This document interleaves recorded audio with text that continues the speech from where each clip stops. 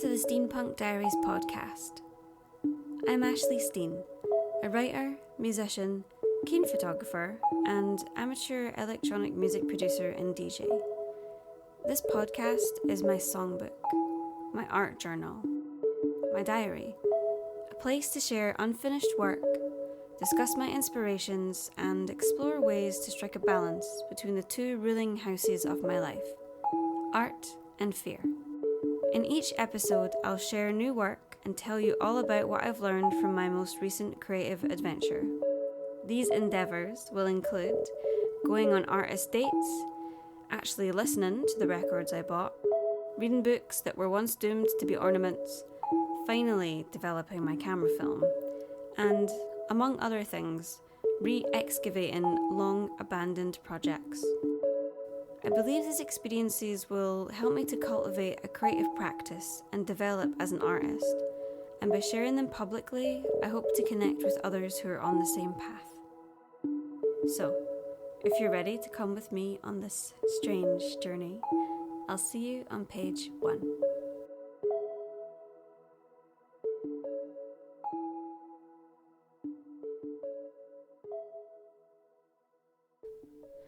Entry number 1. 14th of the 5th, 2024. In the months before my 35th birthday, I found it increasingly difficult to think about anything but death. I'd been writing a lot of songs about my teenage years, and I was spending time digging through memory boxes, reliving treasured moments captured in old photographs and faded keepsakes, clinging to the past when I suddenly thought, you really can't go back. It was like the reality of human existence finally felt real. As if, until that moment, I had never truly believed that one day I will no longer exist. In the lead up to my 35th birthday, I started to become acutely aware of the inevitable, of death. The idea that death is not only inevitable, but unpredictable. Worst of all, natural. I couldn't process it. I felt out of control, trapped, dare I say even deceived, by my own inability to embrace this fact of life earlier. How could I have got this far without acknowledging what was coming, preparing for it? How much time did I even have left to figure it out, to figure anything out? I was lost. As spring came around, my seasonal affectiveness disorder switched up a gear. So I took myself on a walk to the Botanic Gardens. I spent many summers there with my family, dates with my partner, but I hadn't wandered around alone for years. I was disappointed to learn the glasshouses were closed for renovations due to a storm which had shattered panes and caused so much damage to these iconic buildings that they had to be completely renovated. Instead, I sat on a bench. It was a weekday, so it was wonderfully quiet and peaceful. I sat there, felt the sun on my face, listened to the wildlife around me, and became completely overwhelmed by my emotions, supercharged by the effect spring always has on my brain. In that moment, I felt so desperately that I needed to express myself, to talk about what spring was doing to me. I got out my phone, placed it on the arm of the bench, and hit record. And I just spoke. Softly, urgently, with tears choked back, I spoke. Everything I felt, everything that being there in that moment reminded me of. The smells, the nostalgia, the loneliness. With the sounds of the garden around me, a beautiful backdrop to my moment of complete, raw, and honest emotion. I spoke my truth. Not long after I finished the recording, a man, I'd seen him wandering around earlier with a camera, approached me and asked if he could take my picture. So usually I don't enjoy getting my picture taken, but this felt like a moment, so I said yes. And as he did some test shots, he must have noticed something in my expression, something that prompted him to say, "Oh, I hope I'm not disturbing anything." I smiled but didn't answer. I didn't know how. He got the picture he was after and showed it to me. I recognised my expression from those old photos I'd just been looking at. Death wasn't new to me. Only a forgotten name made clear once again by the question of my own finality. I wish I had a copy of that photo he took, so I could look at it again 10 years from now when I'm having the same crisis, and remember that I've always been aware. Listening back to the voice note I made that day, I feel so grateful that I decided to capture that moment. So often, for fear of getting lost in it all, I don't allow myself to let go and follow my creative impulses. When an idea occurs to me, I will always write it down somewhere, but I find it so hard to allow myself to fully run with it in the moment. Like so many artists, I have hundreds of ideas, half conceived, hiding away in notebooks, memory cards, voice notes, apps that will never see the light of day because I haven't taken the time to develop them. Really, this means I miss out on a chance to develop myself as an artist, as a person. The idea becomes an artifact, half excavated.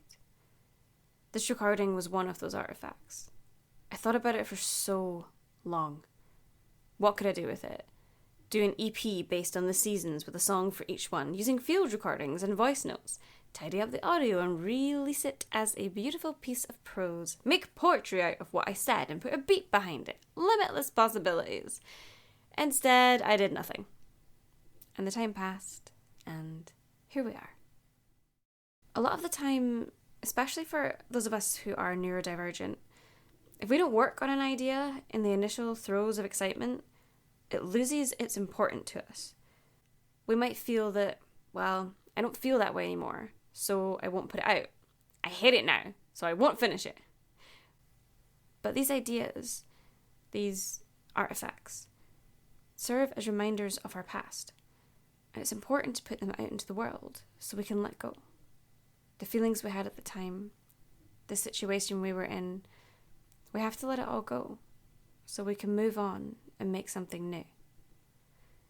The recording I made that day marks a time in my life where I had started to think and feel differently about myself, about the future. It was an important moment for me and I want to remember it. As a songwriter, I use my work primarily to process things, to understand myself and my world better. Although right now I feel like I will always be scared to share my work, I finally understand the importance of doing it anyway. None of us know how much time we've got left, and I refuse to waste mine waiting and wondering and worrying. So, for this episode, my first episode, I have written a new song based on my voice recording that I made that day at the Botanic Gardens when I was super depressed in the spring of 2023.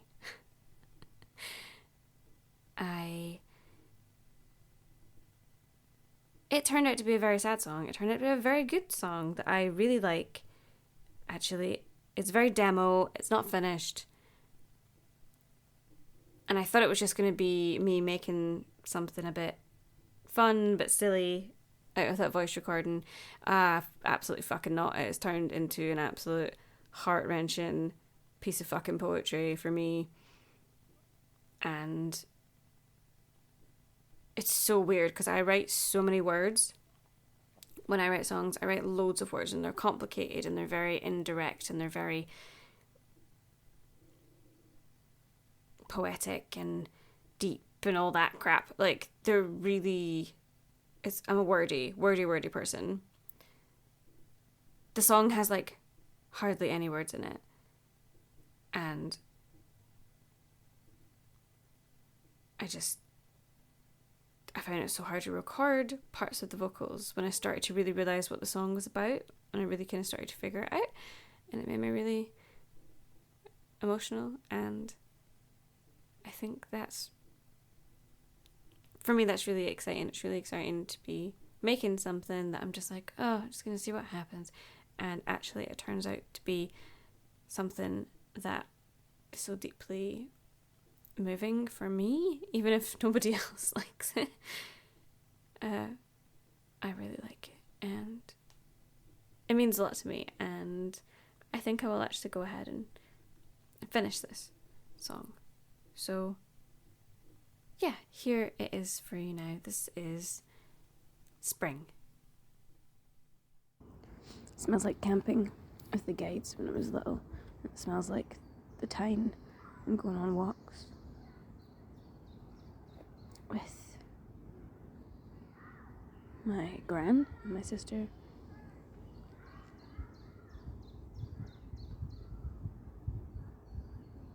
It smells like drinking down the same river when I was a teenager.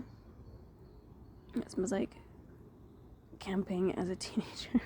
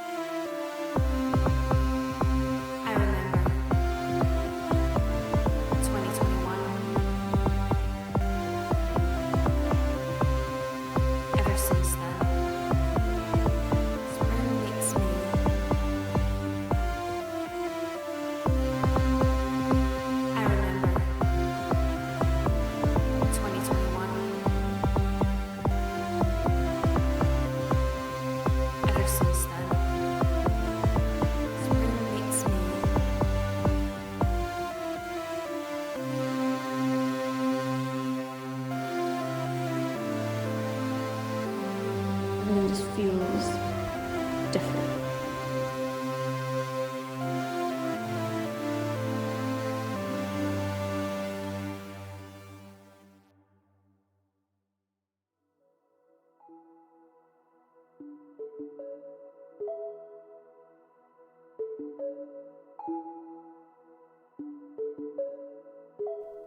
Thanks for listening.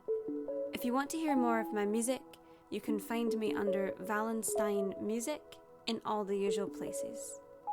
See you next time.